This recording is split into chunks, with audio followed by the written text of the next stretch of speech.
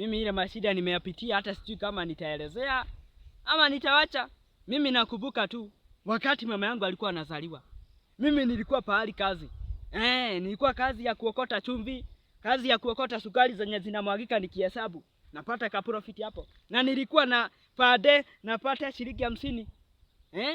Sasa nikapigwa simu na daktari, nikakuja bio bio, nikaambiwa mama yako amezaliwa hapa. Nikashika mama yangu hivi nikasema, "Hoi mama yangu."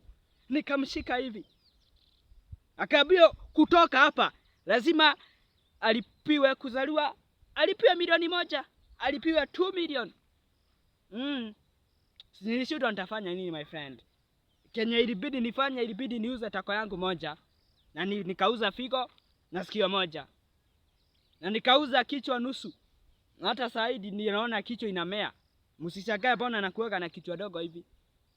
Sasa ikabidi nilipe hizo pesa. Nikaanza kung'ang'ana, nikaanza kukazana kulea mama yangu.